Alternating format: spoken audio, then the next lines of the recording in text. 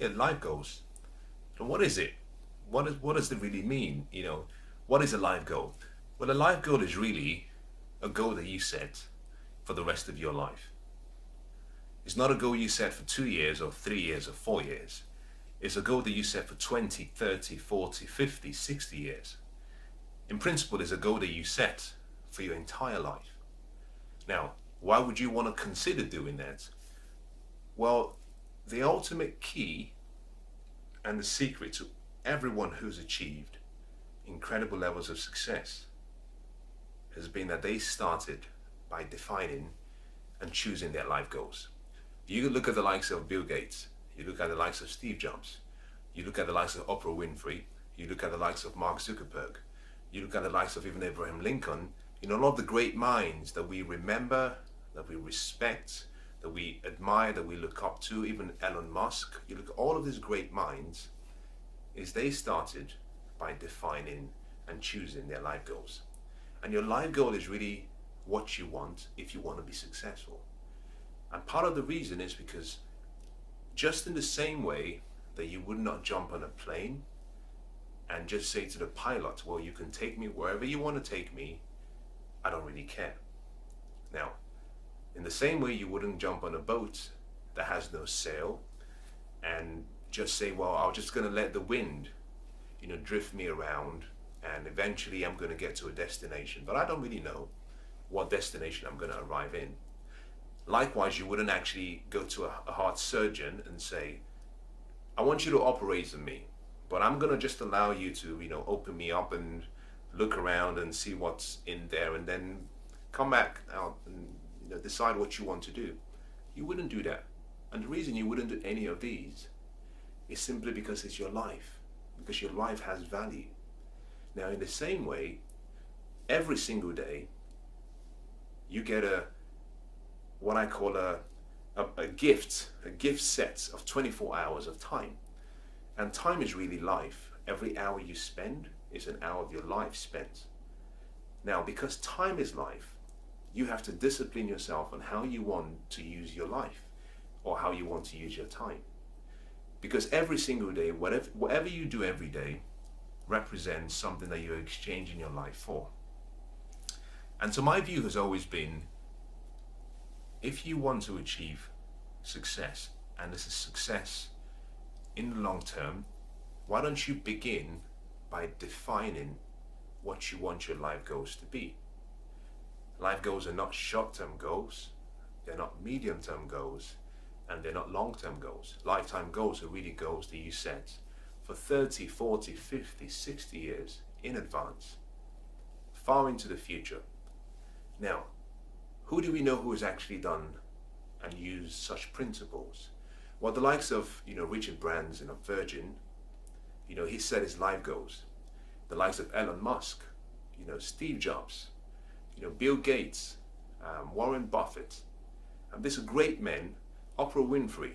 These are great men and women who have achieved a level of success that far exceeds what a lot of people would have actually dreamt of or would have believed. But they started by defining and choosing what they believed was their magnificent obsession, what they believed was their true calling, what they believed was what they felt they were destined to do for the rest of their life. And they stuck to each and every one of them stuck to their dreams and their goals. And in the same way, rather than you choosing and selecting your goals every 12 months, every 2 years, every 3 years, all I'm suggesting is, if you want to keep the hope, the passion, the excitement towards life, and more importantly, the longevity in your life, you want to start with life goals. And the reason is simply because short-term goals and medium-term goals only allow you to, you take bite-sized bits from life, is that you don't actually sit back and enjoy and savor the banquet. The only way you can savor the banquet is by setting lifetime goals, so you can see the big picture. Now, in many cases, most people who start off setting life goals, the longevity of their life is much more richer, more fuller, because they feel fulfilled. The reason is because they are deciding the destination that they're going to arrive in before they begin the journey.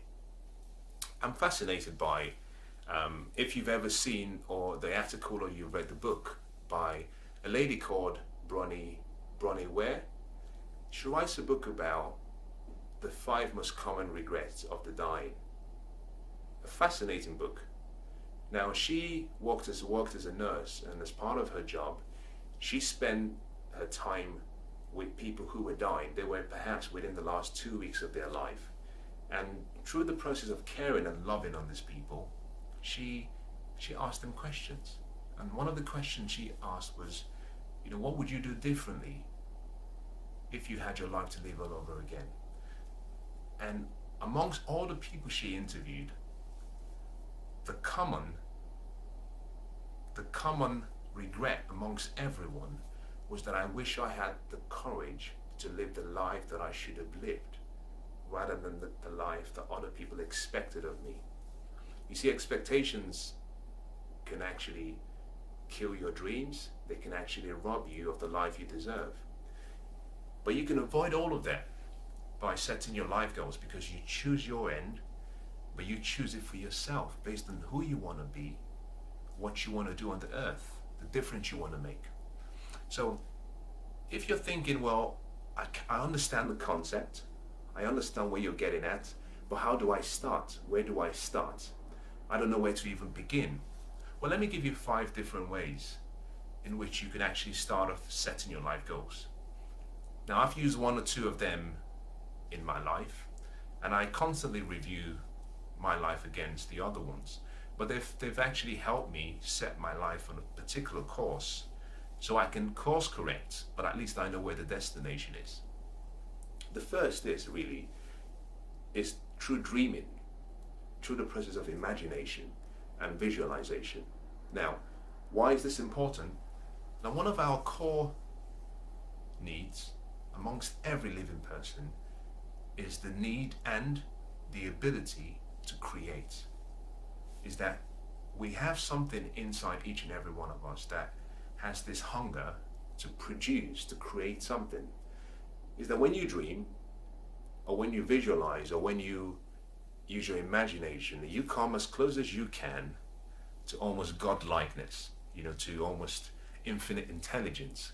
And the reason is simply because you are creating out of nothing an ideal, an image of some future that you want to experience. And that's very powerful. Now, as young children, we start off with the ability to dream without limits, to dream without restrictions. If you spend some time, or if you have young children, is that they have this ability to just say, well, I want to do this, I'm going to be this, I'm going to achieve this. And that's a quality we all have. But as we grow older, unfortunately, we turn off our dream machines, and we start to believe, and we start to allow the limiting thoughts and ideas into our lives, and that stops us from dreaming. So to set your life goal, what you simply have to do is start by dreaming. Dream of a future you want. Dream of the changes you want to make in the world. Dream of how you want to be remembered. What do you want to do? Where do you want to go? Who do you want to be? What changes do you want to make? Now, what would you want said about you? It all starts with a dream. You see, through a dream, a young engineer and his friend decided that they were going to put computers in every single table, in every single home. That young person's name was Bill Gates. That was his vision, that was his dream. He said, well, we want to put computers in every single home. That was a dream. Now, he achieved that dream, and he's continued to expand that dream. You see, every day, people like you and me are given the opportunity, we're given life. And life every day is an opportunity to dream, to imagine. Now, how do you do this? It's very simple. When I talk about dreaming, I'm not really referring to what you do when you're sleeping. No, by dreaming, I simply mean is the creative process of actually using your imagination, using your mind and seeing through your mind's eye a future creating a future you want where you can be anything you want to be, do anything you want to do, and have anything you want to have. There are no limitations. It's all up to you. Now, the second way you can actually choose your life goal, if you choose not to use the first process of dreaming or visualization, is simply to tap into what we call your purpose or your passion. You see, everyone was born for a reason. You were born for a reason, a very unique, special reason. I was born for a reason, a unique, special reason.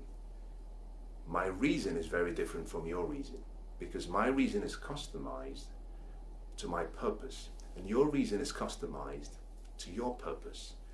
But hidden in your purpose is a unique ability, a potential, which is unlimited, where you can do anything you want to do, and you can experience a level of success that far exceeds anything anyone has seen or imagined.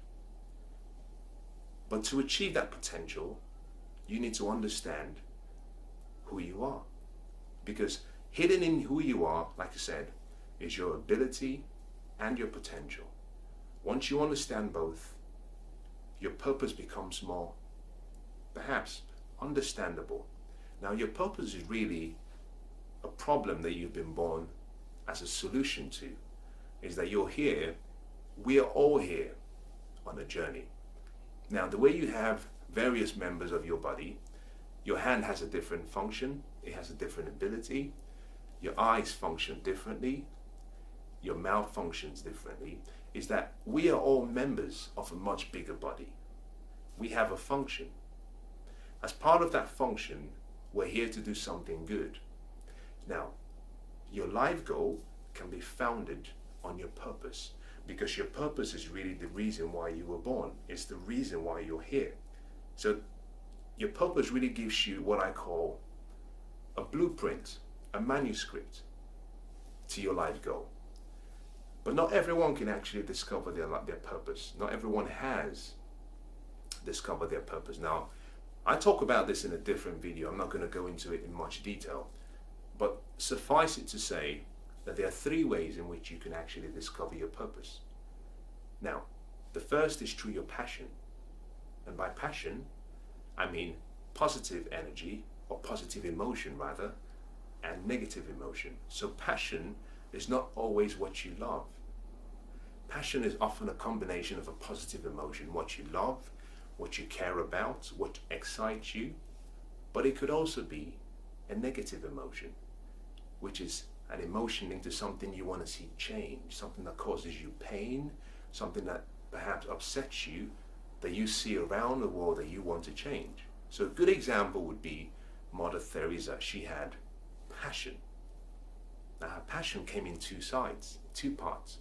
She had a love for people, but she also had a hatred. She had this pain every time she saw people suffer. She couldn't stand it. Now, remember what I said at the start, your purpose is linked to something you're here to solve. So her purpose was discovered by discovering that she actually was here to take away the pain from poor people or people who couldn't help themselves. So to choose your life goals, if you can, discover your purpose. When you discover your purpose, you might discover your passion. Now, if you already know your passion, then why don't you allow your passion to guide you in deciding how you want to spend the rest of your life doing that one thing that makes you happy. Now, the third way of actually achieving your life goals, or setting or choosing or deciding what your life goal would be, is through a concept. It's a simple concept that Stephen Covey calls begin with the end in mind. Now, what does that mean? Now, I want you to imagine with me that you are probably about 85 years old, and you are about to write your autobiography. Now, how would you start? Let's just assume that you've gone past the early stages of your life, like what you did at where you were born, what school you went to. Let's say you've gone past that early stage and you were going to write about what you did in the world, the changes you made, what you accomplished, your habits, the friends you had, the relationships you formed, perhaps the businesses you created. What will be the theme of your autobiography? How would you really describe yourself? Now think about that. I want you to think about that not from the point of view of reality as of now. I want you to think about it based on how you would want it to be, which is another form, another way of using your imagination. So don't answer the question based on reality and what you've done so far.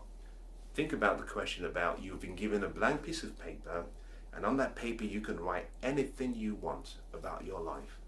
How would you want to be remembered? Now once you've started making a note or making perhaps a manuscript of the answers to that question, you just started to set your life goals. Because what you've done, you started with the end in mind. Now once you've defined the end, which is how you want to be remembered, you can take that end and you can bring it back into the present. Very simple. Now the fourth way you can actually set your life goals is simply what I believe is one of the most important questions that anyone could ask. And I'm going to ask you the question. And the question is simply, what are you willing to trade your life for? I'll say that again. What are you willing to trade your life for? You see, every day you live, you're exchanging your life for something. Now, you might say, well, I'm not really exchanging my life for something. I'm just using time.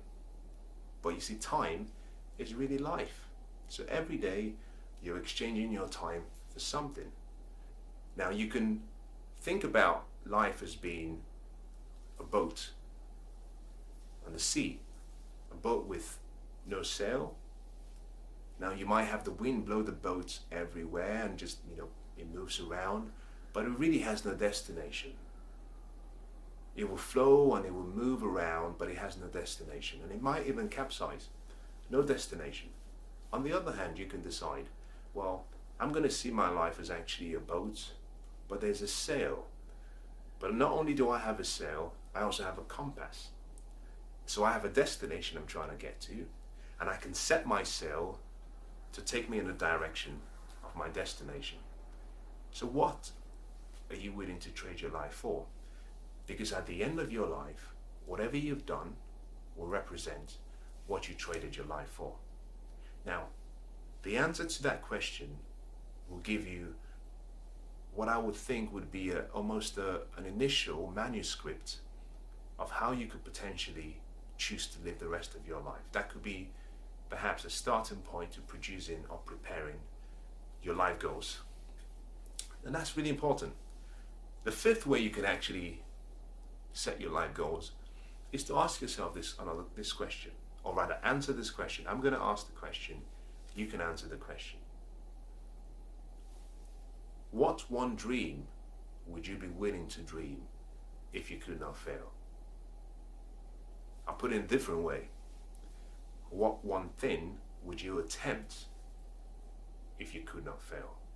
Let's just assume that someone gave you a magic wand, and you can wave the magic wand around, and anything you wished for, anything you wanted, could happen. What would you wish for? How would you say you would want your life to unfold?